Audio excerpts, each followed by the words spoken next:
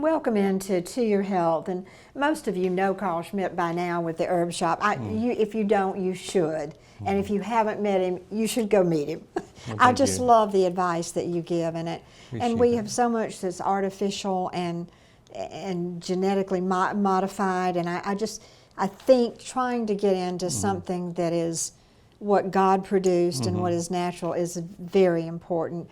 And we were talking earlier about the amount of dementia, the amount of Alzheimer's that we're seeing. And Carl and I were talking about that, and we want to talk about a few of the things that you need to be aware of and avoid to give you the best possible chance of not having to go through that. Right. Well, at the Herb Shop, one of the services we offer is called neurofeedback. And neurofeedback is a mechanism of evaluating brainwave activity and actually training the brain to work better and where it's weak.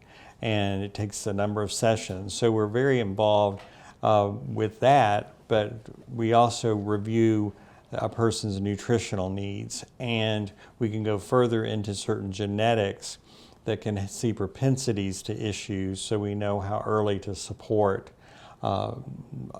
various aspects that could help the brain.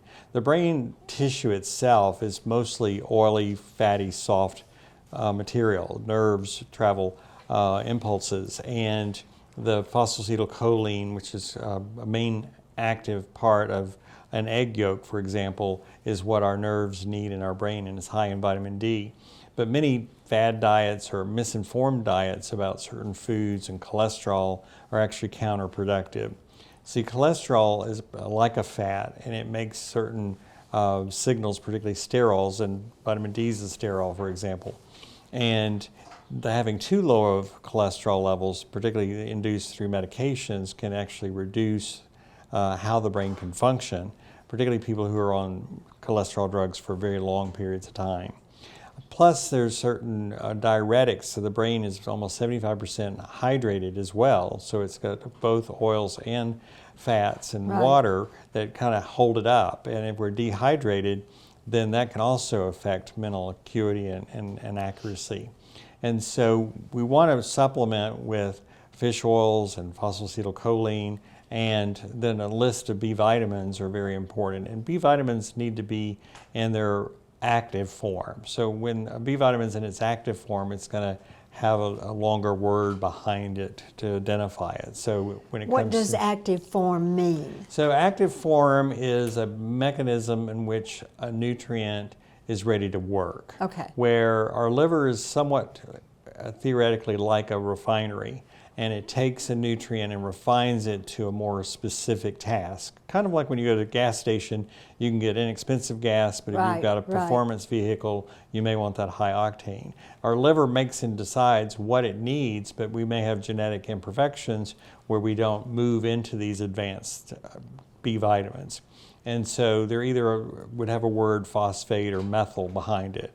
The most common one is folic acid in being converted into methyl tetrahydrofolate.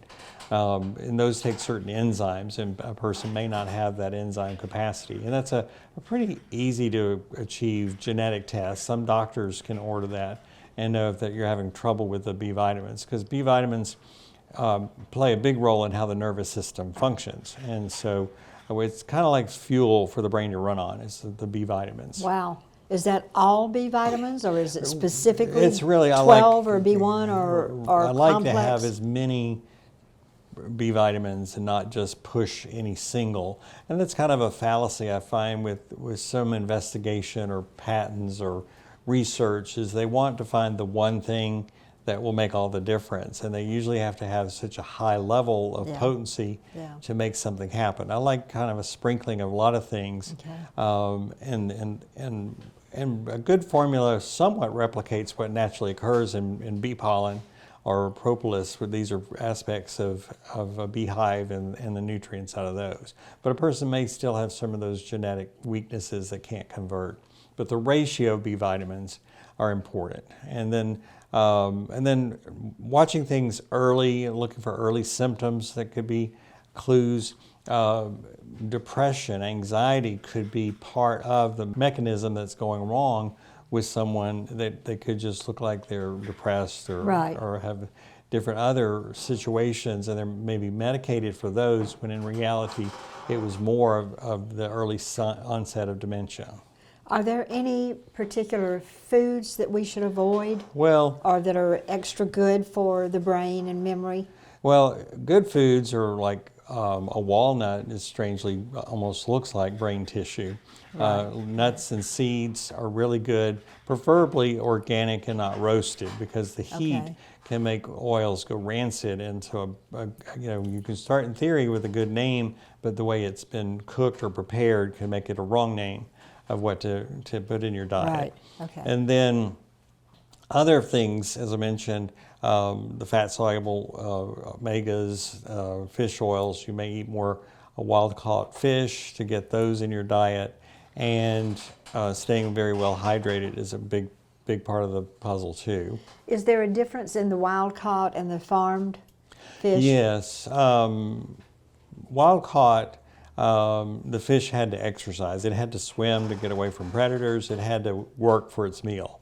And farm raised, they can actually just, do a feeder, and then near the end of harvesting, they can put in a color to make the meat look darker. Right, Like right. if you look at a very inexpensive egg, for example, the yolk could be a very pastel yellow. But if it's a yard kind of chicken that, Right.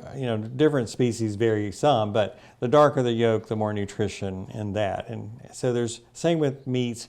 It's crazy what labeling laws and big corporate kind of got their little dog in the fight, and the way things get labeled. And it basically can deceive customers for when they're really trying to get on the right track, because there can be so much labeling things to get through. Well, and again, wild-caught is better, but that's natural. Everything natural is better. Right. Thank you so much, Yes. Carl. It's such a pleasure. And we're going to be back next week, and we're going to talk about something else. So stay with us.